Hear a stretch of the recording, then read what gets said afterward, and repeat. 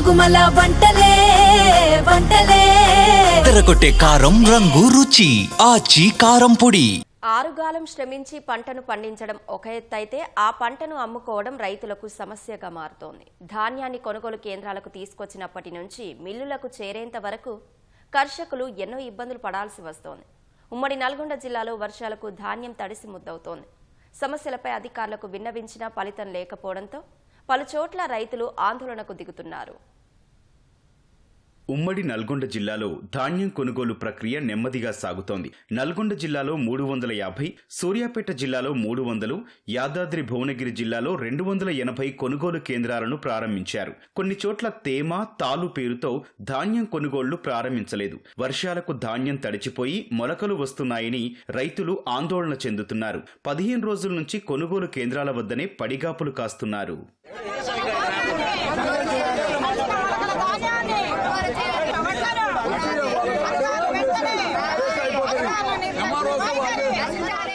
నల్గొండ జిల్లాలో 350 కొనుగోలు కేంద్రాలు అందుబాటులోకి వచ్చినా పూర్తి స్థాయిలో ధాన్యం కొనుగోళ్లు ప్రారంభించలేదు. వేములపల్లి ప్రాథమిక వ్యవసాయ సహకార సంఘం పరిధిలో మాడుగులపల్లి మండలంలో ధాన్యం కొనుగోలు కేంద్రాన్ని నిర్వహిస్తున్నారు. నెల రోజుల క్రితం సుమారు 700 మంది రైతులు 10,000 క్వింటాళ్ల మేర ధాన్యాన్ని తీసుకొచ్చారు. 4 రోజుల క్రితం 1,100 క్వింటాళ్లు మాత్రమే కొనుగోలు చేశారు. వర్షాలతో పలుమార్లు ధాన్యం తడవటంతో అధికారులు కాంటాలు పెట్టడం లేదు.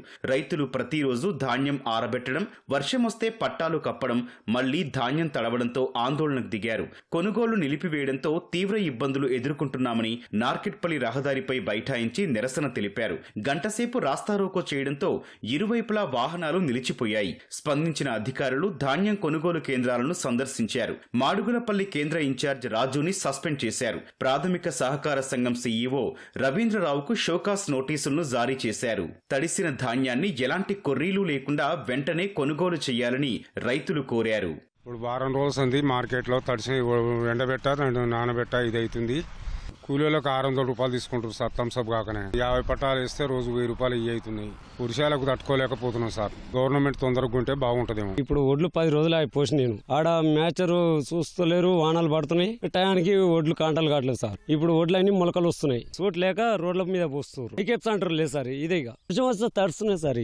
ఒక 20% రైతులు ఐకేపీలో పోస్తే 80% రైతులు ఇంటి దగ్గర పోసుకొని మ్యాచర్ వచ్చినాక మళ్ళీ మ్యాచర్ తీసుకుపోయి మెషిన్ తీసుకుపోయి చెక్ చేసుకుని ఇడికి వచ్చి పోసి కాంటాలు పెంచుకోవాల్సిన పరిస్థితి. గవర్నమెంట్ అడిగితే ల్యాండ్ చూపియమని అంటున్నారు.